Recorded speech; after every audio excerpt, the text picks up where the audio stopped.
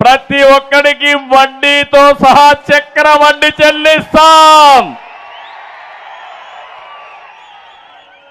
మొన్నే చూశారు తిరుపతిలో ఒక ఆయన మున్సిపల్ ఎలక్షన్లో ఐఏఎస్ ఆఫీసరు ఎగిరిగిరి పడ్డాడు.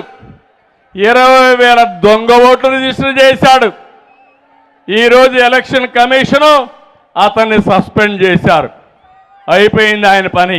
సిగ్గైనా ఉండాలా. ఇప్పుడు ఒత్తిడి తీసుకొస్తారు వీళ్ళు పోలీసుల పైన కూడా. తమ్ముళ్ళు జాగ్రత్తగా ఉండండి, రేపు మళ్ళా శిక్ష పడితే మీకే పడేది. వీళ్ళు మిమ్మల్ని ఎవ్వరూ కాపాడలేరు. ఆ విషయం వీళ్ళందరూ గుర్తుపెట్టుకోవాల్సిన అవసరం ఉంది. నేను అడుగుతున్నా, పెట్రోల్ డీజిల్ ధరలు పెరిగాయా లేదా? బాగా పెరిగాయా లేదా? పన్నులు పెరిగాయా లేదా? అన్నీ పెరిగాయా లేదా?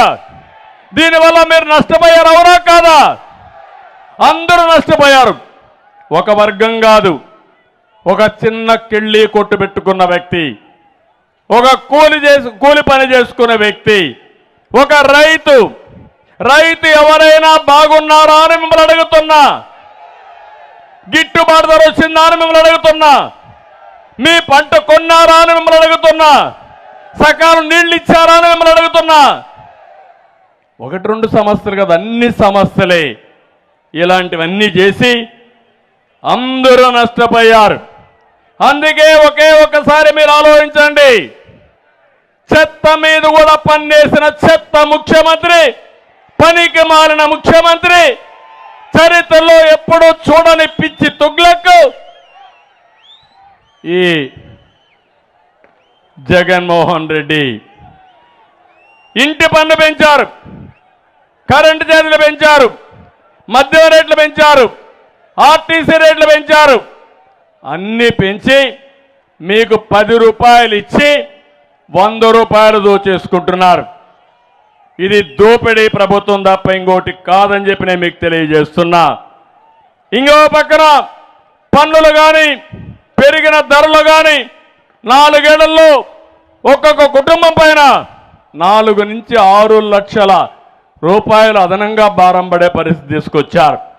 ఎప్పుడైనా సరే ఒక సమర్థవంతమైన పాలన, సుపరిపాలన, పేదవాళ్ళకి కష్టాలు లేకుండా వాళ్ళ ఖర్చులు తగ్గించి ఆదాయం పెంచి వాళ్ళని ఆదుకునేది సరైన ప్రభుత్వం.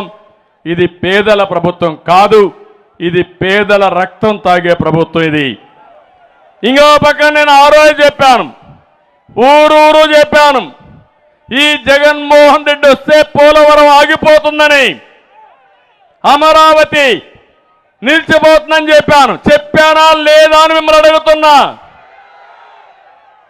ఈరోజు పోలవరం గోదావరిలో ముంచేశాడు, అమరావతిని చెడబట్టాడు. దీనివల్ల రాష్ట్ర సంపద నాశనమైంది. మనం ఇబ్బందుల్లో పడ్డాం. అన్ని అరిష్టాలకు కారణం వీళ్ళు చేసిన తప్పుడు పనులేనని చెప్పి నేను మీకు తెలియజేస్తున్నా. ఇంకో పక్క ఈ ముఖ్యమంత్రిని ఒక్కసారి మీరు గుర్తుపెట్టుకోవాల్సింది, ఎంత టైం అయినా మాట్లాడుతూ ఉంటే ఒక పెత్తందారు,